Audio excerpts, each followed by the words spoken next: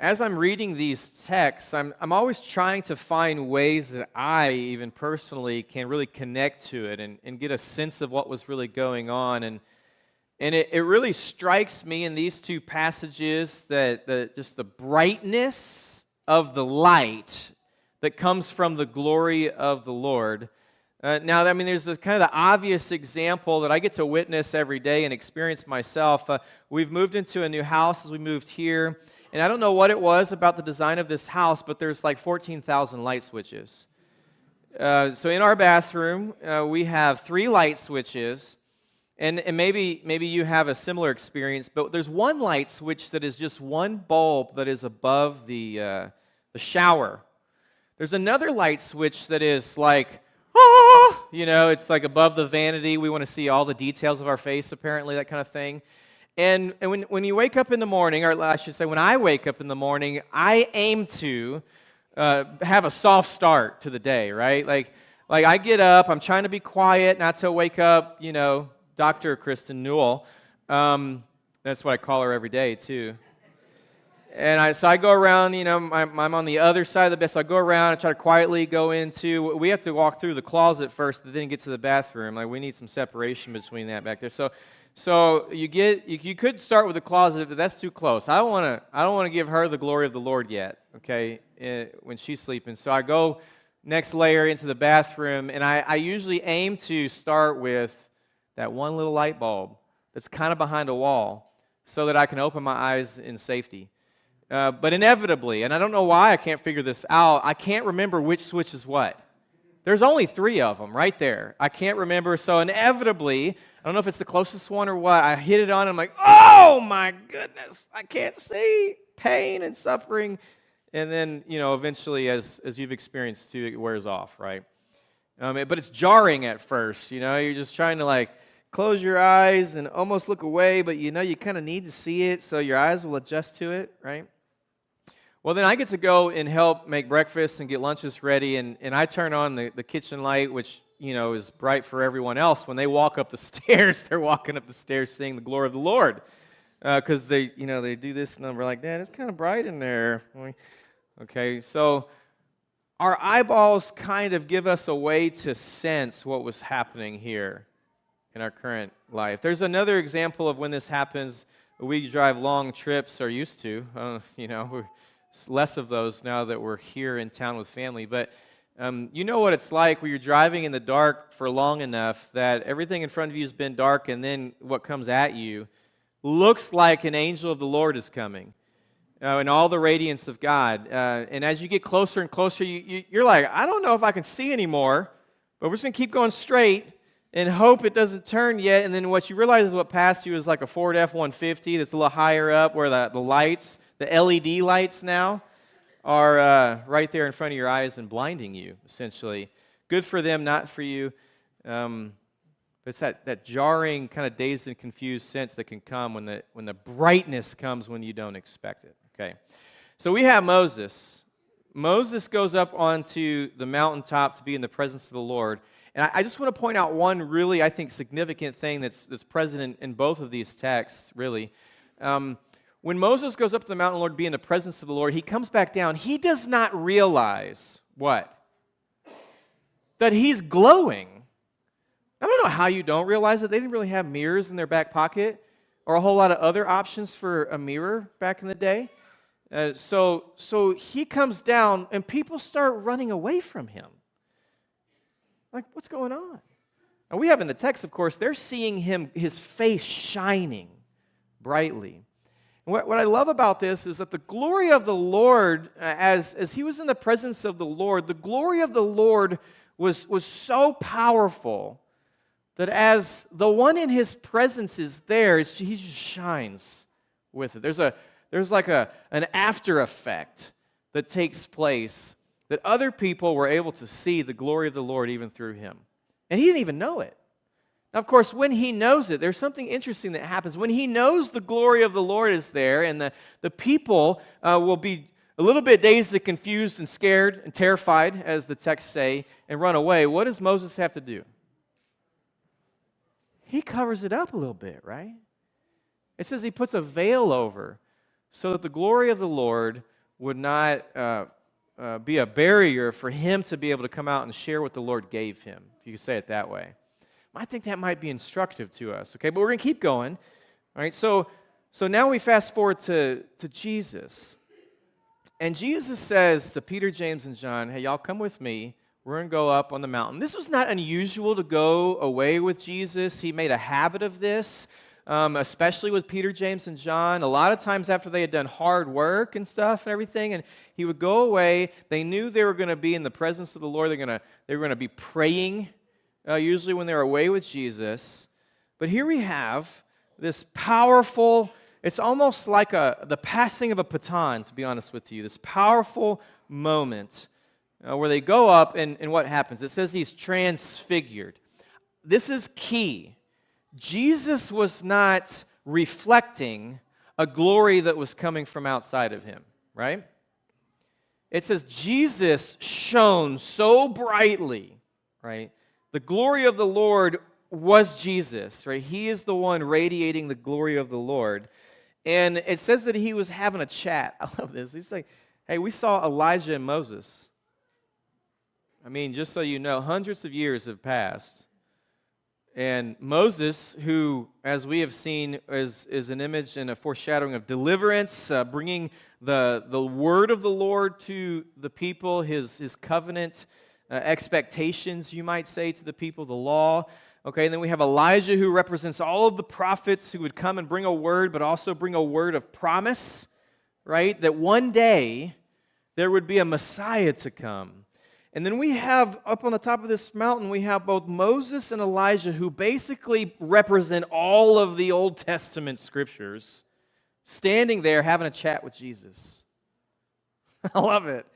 Now, what would have been powerful for those who were used to, they had memorized essentially the Word, the Torah, all of what Moses and the prophets brought essentially to the people of God to know God's Word. They would have known all that stuff. They would have been, and how they knew it was Moses and Elijah, I have no idea. I don't know if Jesus was like, hey, yo, Eli, Moses, good to see you. I don't know. He probably didn't sound like that. Okay, but one way or the other, they just knew, okay, Moses and Elijah, they would be thinking of all of that stuff that's just in their mind and shaping the way they live their whole life. They're used to hearing the word come from those people. There's this powerful transitional moment where a cloud comes over them. Now, what do we have back in the Old Testament with Exodus? When he went up on the mountain, what covered the mountain? A cloud, right? Okay, so we're used to a cloud being a very clear marker that this is the presence of the Lord right here. So we have this cloud come over them, and then a voice that speaks a powerful truth. And what does he say? What does the voice say? This is my beloved Son. And then what does it say? Listen to him. Listen to him. Now, if it already wasn't enough, like the radiant glory of the Lord coming out of Jesus, to know, oh, that's the one, which, by the way, the disciples were already coming to kind of these conclusions, not fully accurate as far as what that means about what Jesus would do, but they were kind of understanding, you're the Christ. Oh, you're the Son of God. Okay, but in this moment, it has a very clear message. You were once listening to a word that came from of old, but now, who are you listening to? To Jesus. Cloud goes away, and they're standing there, it says, in Jesus only. In Jesus only. So for Peter, James, and John, they see this crazy moment where the glory of the Lord is coming in from in Jesus, and they see this clear transition moment.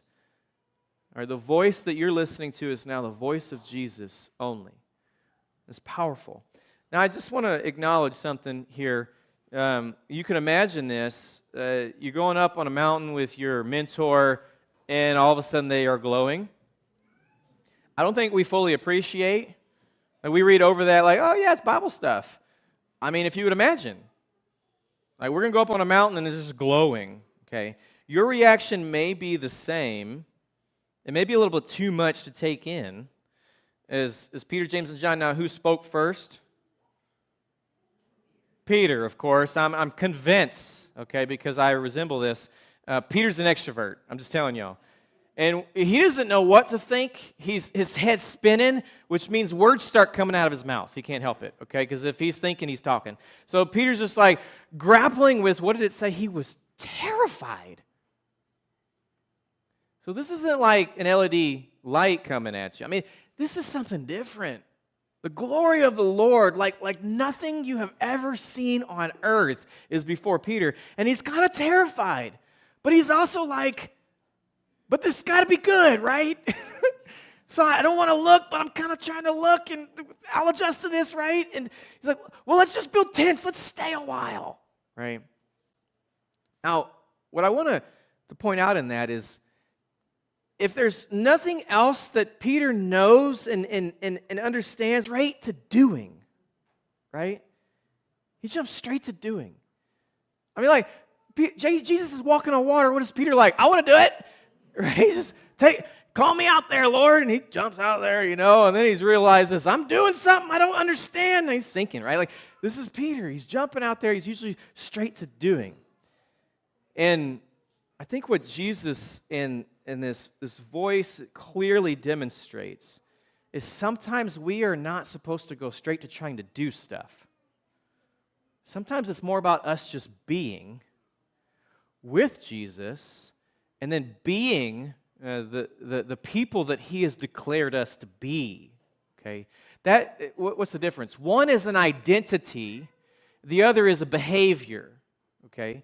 And Peter oftentimes is going straight to doing stuff, but he doesn't quite understand where that's coming from. It's not flowing out of something that's deep and strong and foundational, right? It's just actually, in this case, it's coming out of fear. And so right now, the voice is just saying, hey, just listen to Jesus.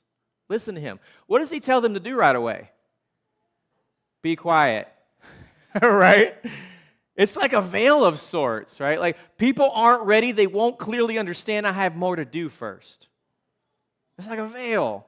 So they come down and they're still sharing what people can handle for a season until we get to see actually the fully glorifying moments of a death on a cross for all people and a resurrection that breaks forth and conquers death, right? And it says that's when people will see Jesus really for who he is. And it's then that the disciples will unleash. I mean, they need a little extra stirring from resurrected Jesus, but after that, Peter, James, John, all the disciples, Paul, even joining in the fun, like, they do amazing things with a powerful understanding. But for years, what were they doing? Being followers of Jesus who listened to him, who watched him and learned from him. They were shaped by him, and he's repeatedly speaking a truth to them. You have a Father in heaven who loves you so much that he would call you his sons and his daughters. He would call you that. So what is that? It's a reality of being that's been given to you. So you say, my name is Billy, and I'm a child of God. Now, I know y'all aren't ready, because y'all already forgot. Maybe some of you didn't. Maybe some of you didn't. Maybe some of y'all that's at the school, you had a reminder the other day when Kristen did this, but this is a call and response thing. When I say, my name is Billy, and I'm a child of God, you get to repeat that, but don't say my name, because you need the reminder that this is for you. So you could say your name, okay? So I'm going to try it. Actually, why don't we do this? Let's try it all together, because I want to walk with you, okay? We'll say it all together. My name is such and such. I'm a child of God. You ready? My name is Billy, and I'm a child of God. Yeah, some of y'all are like, I'm not sure I'm ready to remember my name this morning. It's early, but that's fine. We'll get that too. So when I say that, I don't want anybody to be afraid. Even if I forget what comes next, y'all just do it and remind me, right? So if I'm up here and I say, my name is Billy and I'm a child of God, I expect we have to live in that, in it, to be it. And here's what's so powerful. As you more fully hear that and let it permeate your whole being, what will flow out of that is some doing. It will. But it's going to be deeply embedded in the most powerful truth, the most powerful love of God that is for you. So these three, they don't get to stay up there on the mountaintop because it's not heaven yet, although it might have been a glimpse. Jesus says we've got more work to do. There are other people out here, and so I want you to watch me, what I do, and over time, eventually, the Lord is going to call you to be one who lives out this identity as a child of God so fully that you won't even realize it. You are radiating with the glory of the Lord, having been repeatedly in His presence, and then sharing what He has to say to you. And maybe, just maybe, what He has to say for those in your life, wherever it is that you live, work, learn, and play, right, every day. So may God clearly speak to you, letting you know who you are. And as you radiate His glory, I pray that He shows you who He's put in your life to extend that same truth.